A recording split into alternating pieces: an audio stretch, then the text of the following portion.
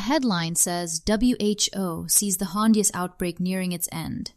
WHO itself hasn't said that, and that gap is the show today. If you're just catching up, the MV Hondius outbreak started as an Andes strain hantavirus cluster on an expedition cruise. 13 illnesses, 3 deaths. Passengers and crew came from multiple countries, so agencies had to run contact tracing, quarantine, and monitoring across borders. The European Commission has framed the broader EU-EEA risk as very low, with the response focused on exposed travelers and crew. This is Hantavirus Watch. Today is nearing the end, a real benchmark or a hopeful headline, and does a travel piece asking, is it safe to fly, even know what this bug does? Let's do the math. This one's from Resluthdublin. What happens when a deadly virus boards a cruise ship? It's a scenario that sounds like the plot of a thriller, but earlier this year, it became a reality with the hantavirus outbreak on the MV Hondius. Now, as the World Health Organization, WHO, declares the outbreak nearing its end, it's worth pausing to reflect on what this incident reveals about global health, human behavior, and our collective response to crises. The headline says WHO declares end in sight. Let me be precise. That framing comes from thearabianstories.com, not from a WHO disease outbreak notice. No new cases is real, and it's good, but nearing the end is an inference, not a formal closure. Right, and here's my problem. What's the actual benchmark? No new cases is a data point. Is there a drawdown date, a final incubation clock, or are they just watching the number and hoping it stays at 0? On the numbers, 147 passengers and crew, 23 countries, WHO notified May 2nd.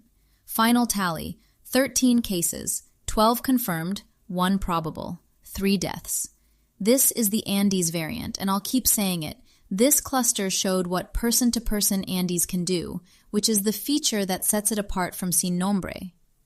And the incubation math is the one thing keeping me from closing the file. UC Health put the window at up to 6 weeks. If the last confirmed exposure was late May, that ceiling closes around early July. So we're right on the edge of it right now, not safely past it. Which is why I won't let a travel site headline declare victory on WHO's behalf. The biology has a deadline, and we're inside it by days, not weeks. Optimism is fine. A formal notice is something else. From Wego. As of June 26, 2026, the case total has remained unchanged for over 5 weeks. MV Hondius passengers and crew completed their 42-day quarantine on June 18, 2026, after retesting negative for the Andes virus. The final group, 8 Americans held at a federal quarantine unit in Nebraska, was released on June 22, 2026, formally closing the global quarantine effort. Wego put it in one clean package. 13 cases, 12 confirmed, 1 probable, 3 deaths. That's the number I hand a listener who asks how bad this actually got. And that total's held since May 27, over 5 weeks flat. The strain is Andes, and the headline they ran with is it safe to fly? Which is the wrong way to look at it. Andes doesn't go airborne across a cabin.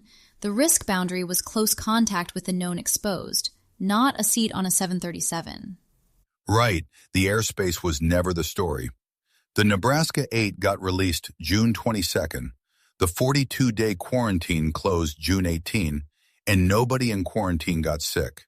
So why frame it around flying at all? If a Hondius passenger gets tested right now, feels totally fine, and the result comes back negative, are they actually in the clear, or could they still develop hantavirus later in the incubation window? This is exactly the right thing to worry about.